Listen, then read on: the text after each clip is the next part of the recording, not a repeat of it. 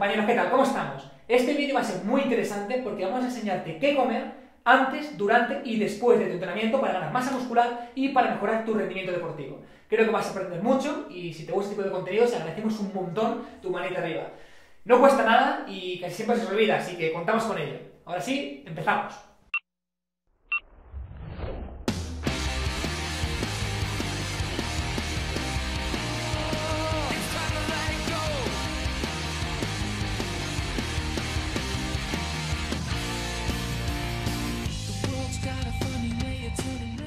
Bueno, compañeros, antes de empezar quiero decirte que para mí es un placer gigante estar con Guille de Fit Club. Voy a dejar aquí abajo su canal porque es un tío que aporta muchísimo y es muy bueno. De verdad te lo recomiendo. Así que Guille, encantado. Vamos a por ello.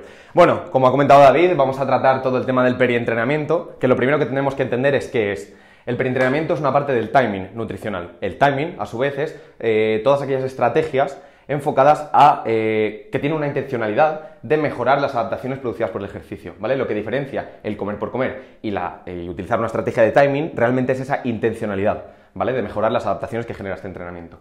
Como he dicho, el perientrenamiento es solo una parte del timing, pero consideramos que es una parte muy importante por, pues bueno, lo que explicaré más adelante, ¿no? Entonces, tenemos que tener en cuenta que el perientrenamiento abarca principalmente la ingesta pre-entrenamiento, la ingesta intraentrenamiento en caso de que se realice y la ingesta post-entrenamiento, ¿vale? Entonces, tenemos que tener en cuenta que el qué y el cuánto se come es mucho más importante que el cuándo se come, ¿vale? Esto no le quita importancia al cuándo, de todos modos, como veremos más adelante. Pero lo que quiere decir todo esto es que el tipo de nutrientes que se ingiere y la cantidad de nutrientes que se ingiere es mucho más importante que el cuándo se ingiere. Entonces, coincidirás conmigo en que antes que preguntarnos si entrenamos por la tarde o por la mañana, en el entrenamiento es más importante la selección de ejercicios, es decir, el tipo o el qué, y variables como la intensidad o el volumen, ¿no? Totalmente de acuerdo. Correcto. Entonces, tenemos que tener en cuenta, pues bueno, todo esto que al final es importante, podemos favorecer esas adaptaciones del ejercicio, pero no es tan importante realmente como el qué y el cuánto. Al final tienen que entender que llevar una buena dieta y que se ajuste a ellos es lo más importante. Eso es. Pero si además conjugamos una buena estrategia pre-entrenamiento, intraentrenamiento y post-entrenamiento, vamos a maximizar las ganancias. Correcto. Es un poco la idea de este vídeo. Correcto. Esto simplemente no es para ganar masa muscular, sino que es en general ganancia de masa muscular, rendimiento deportivo, pérdida de grasa. Cuando tenemos estas estrategias en cuenta, pues todo es mucho mejor. Eso es. Tenemos que tener en cuenta también que estos estudios se realizan principalmente con hombres sanos y relativamente entrenados, ¿vale? Esto no quiere decir que una mujer que acaba de empezar a entrenar en el gimnasio no pueda beneficiarse de estas adaptaciones, pero lógicamente tenemos que tener en cuenta que es más importante conforme el deportista aumenta su nivel de entrenamiento. Y yo siempre pongo este ejemplo, que es bastante visual, ¿no? Por ejemplo, no tiene la misma importancia que yo cuide tanto el perientrenamiento como que lo cuide Rafa Nadal. Rafa Nadal se tiene que preocupar muchísimo por cada minuto y por cada momento en el que come, ¿vale? Entonces, bueno, simplemente tener en cuenta esto. Como he dicho antes, el qué y el cuánto son muy importantes y el cuándo también importa. Pero claro, tiene una importancia mínima, aunque esta importancia cada vez es mayor conforme más se descuidan estos dos factores, y aún así tiene una importancia principalmente sobre dos procesos. El primero de ellos es la síntesis de proteínas musculares, que es lo que en inglés abreviamos como MPS, y la resíntesis de glucógeno, ¿vale? Que se favorezcan estos dos procesos lleva a la larga a que pueda haber unas ganancias mayores que si no cuidásemos este perientrenamiento en el 1RM, es decir, en la ganancia de fuerza máxima, la masa libre de grasa, ¿vale? Que abarca, pues, por ejemplo, entre otros compartimentos musculares, la masa muscular, y en el área de sección transversal de las fibras rápidas principalmente, se ha asociado con ellas. Vemos que... Dime. No, perfecto. Simplemente comentarles que cuando hablamos de sección transversal, hablamos del grosor de la fibra muscular. ¿Vale? Que suena así como muy elevado. Simplemente es coger una fibra muscular, aumenta de tamaño y ya está. Correcto. Entonces, lo que vemos en la mayoría de estudios es o que esta nutrición perientrenamiento no tiene efectos o que los mejora. Con lo cual, teniendo esto en cuenta, pues lógicamente, como hay un... Es un poco encontrado, ¿no? O sea, o no tiene efectos o los mejora. O no tiene efectos o los mejora, pero desde luego no empeora ni este rendimiento ni estas adaptaciones que puede generar el ejercicio en cuanto a la composición corporal. Con lo cual, como hay un beneficio potencial evidente, vamos a tenerlo en cuenta en nuestros entrenamientos. Entonces, tenemos que tener en cuenta que las funciones del perientrenamiento y en particular del postentrenamiento, que es la comida menos variable y que luego explicaré por qué en concreto nos vamos a centrar en esta, son tres, ¿vale? Son las que yo llamo las 3 R. ¿Por qué? Pues porque la primera es la de reparar, la segunda es la de reponer y la tercera es la de rehidratar.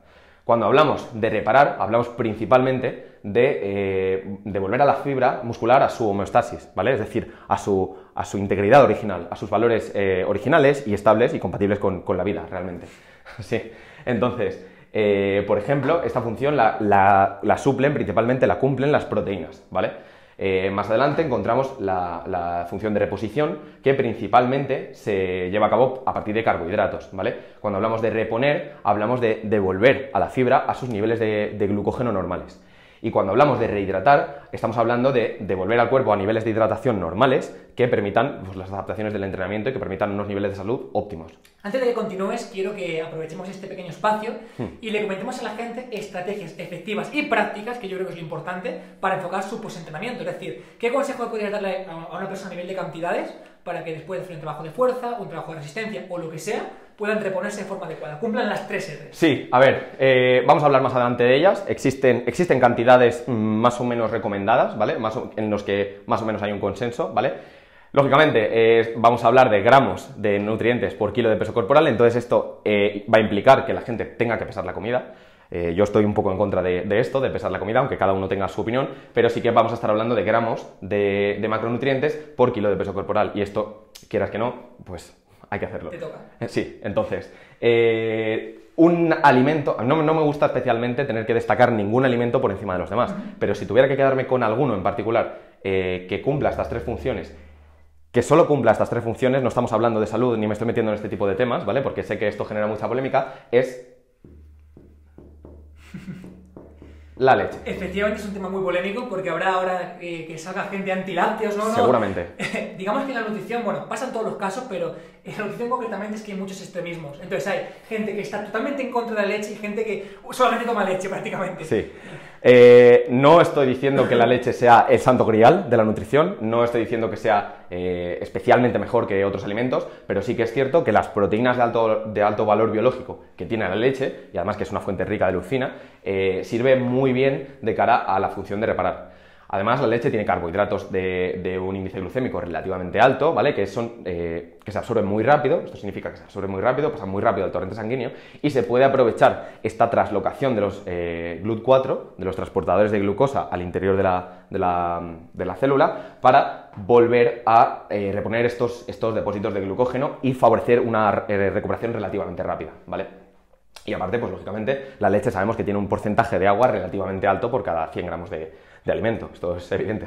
Por supuesto que la gente ve al final si le sienta bien tomar leche, si no, si son Claro, intolerantes, claro, al final claro. hay que adaptarse a cada persona, hay que individualizar. No podemos ir a cada caso concreto. Hemos dicho que estamos hablando de estudios en hombres sanos y entrenados, como he comentado antes. Entonces, pues bueno, a quien no le siente bien la leche, lógicamente no estamos recomendándole que se la tome, ¿vale? Entonces, bueno, pues teniendo en cuenta un poco esto, voy a hablar sobre la ingesta post-entrenamiento. ¿Por qué? Pues porque considero que es... no es que lo considere yo, es que lo considera la comunidad científica, que es la ingesta menos variable de las 3, considerando el preentreno, el intraentreno y el postentreno, ¿vale?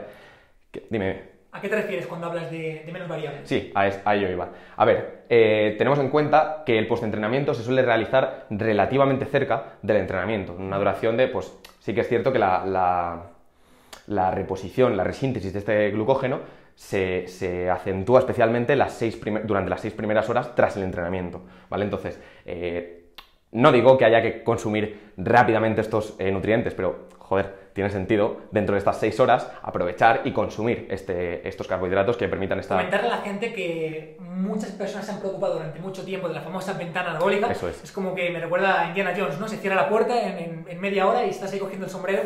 No hay que preocuparse tanto, sí que es cierto que tienes una ventana mucho más amplia de lo que se pensaba, claro, sí. Y al final es un poco la cuestión. Sí. Con respecto a los carbohidratos, sí que es cierto que es un pelín más corta, como he comentado, estas 6 primeras horas suelen ser críticas, pero con respecto a las proteínas, pues bueno, vemos que la síntesis de proteínas musculares puede estar aumentada un tiempo bastante largo, ¿vale? Se ven periodos de 24 horas, incluso mucho más largos, ¿vale? Entonces, ¿por qué digo que es la menos variable? Pues bueno, porque depende relativamente menos que el preentrenamiento y que el intraentrenamiento de variables como la intensidad del entrenamiento o el volumen de entrenamiento, ¿vale? Depende además menos del tiempo que suele pasar entre la comida y el entrenamiento, o el entrenamiento y la comida, porque, como comento, se suele hacer relativamente cerca después de entrenar. Sin embargo, hay gente que tiende a entrenar en ayunas, o bueno, en fin, no se puede generalizar. Sí, al final, por ejemplo, cuando llevas la comida intraentreno, pues por ejemplo, si eres un ciclista, vas a recorrer larga distancia, te interesa ir reponiendo quizá, sí, o preentrenamiento. Sí, como voy a decir, o sea, todo esto está enfocado en deportistas de fuerza, ¿vale? Estamos hablando de deportes de fuerza. Sí. Cuando, si quieres un día, hablamos sobre deportistas de resistencia. Es un tema más complejo y, como comentaré más adelante con respecto al intraentrenamiento, hay una gran diferencia entre la nutrición perientrenamiento de deportistas de fuerza y de deportistas de resistencia. ¿Qué se ha visto en deportistas de fuerza? Pues bueno, vemos que valores óptimos en cuanto al consumo de proteínas oscilan entre los 0,25 y 0,4 gramos de proteína por kilogramo de peso corporal. Esto quiere decir que una persona de 100 kilos, por poner números redondos, números enteros, tendría que consumir tras su entrenamiento entre 25 y 40 gramos de proteína, ¿vale? Como digo, es difícil generalizar, es difícil coger y bueno, pues simplemente decir que esta es la comida óptima y que con 40 gramos vas a ir bien, ¿no? Con 40 gramos hay quien puede ir bien, pero al final lo que cuenta es el cuánto, es el total, y sobre todo que estas proteínas sean de una calidad óptima, ¿vale? Se recomienda que la ingesta de leucina en cada comida sea de entre 700 y 3000 miligramos, ¿vale? Entonces, pues bueno, sí que es cierto que, como he comentado, la leche es alta en leucina, por ejemplo, y nos serviría para esta comida, ¿vale? Y luego vamos con los carbohidratos. Hay un número en particular que es 1,2 gramos de hidratos por kilo de peso corporal, que se recomienda y que se considera como óptimo, ¿vale? En el que se ha visto que con cantidades superiores simplemente estamos tirando el carbohidrato, y con cantidades inferiores necesitaríamos combinar esta ingesta de carbohidrato subóptima con una ingesta de proteína, para así favorecer la secreción de insulina por parte del páncreas y con ella pues provocar todo tipo de reacciones metabólicas, como la translocación de los GLUT4 que hemos comentado hasta la membrana celular, y a partir de ahí favorecer esa captación de la glucosa y favorecer esa reposición de glucógeno.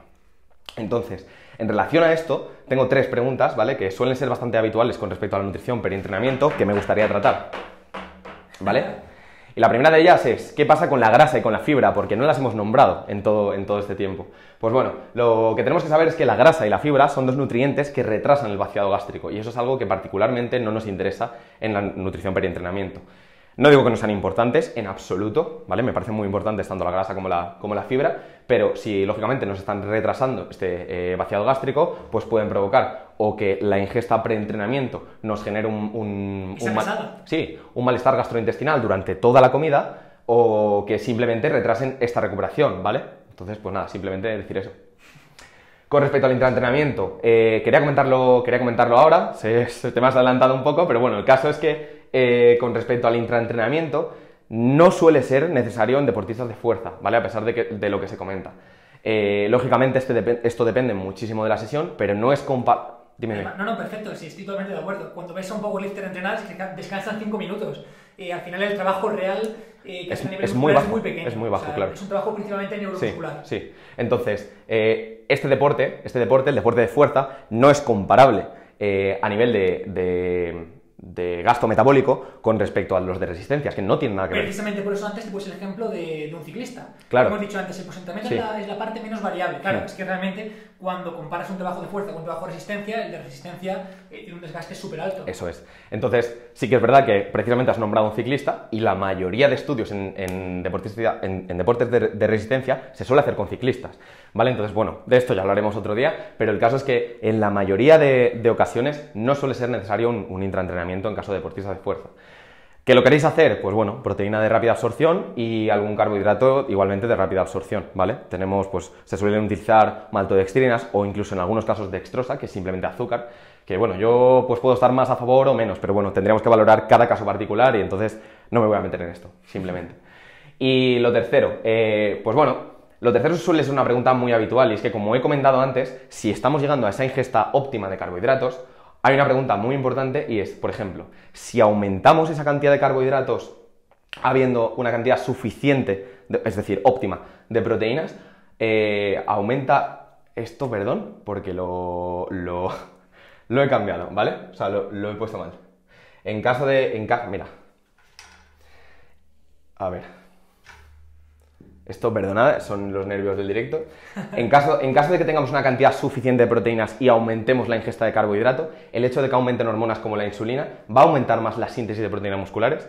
Pues bueno, yo hace tiempo conocí a una persona que decía que más no es mejor, insistía mucho en ello, y es cierto, ¿vale? En este caso vemos que todos, o prácticamente todos los estudios, nos dicen que si ya estamos llegando a una cantidad suficiente de proteínas, por meter más carbohidrato no va a haber una mayor síntesis de proteínas musculares, sea este carbohidrato complejo, sea milagroso, bueno, en fin, que no pasa esto, ¿vale? Entonces, aquí tendríamos que cambiar esto por la resíntesis de glucógeno, ¿vale? Ahora sí. Ahora sí. Resíntesis, ¿vale? Bueno, en fin. Si tenemos suficiente cantidad de carbohidrato y metemos más proteína, ¿va a aumentar la resíntesis de glucógeno? Pues no, vemos que no. Entonces, esto es todo lo que yo quería comentar con respecto a la nutrición preentrenamiento. No sé si se te ocurre alguna pregunta que quieras plantear. Me parece un aporte espectacular.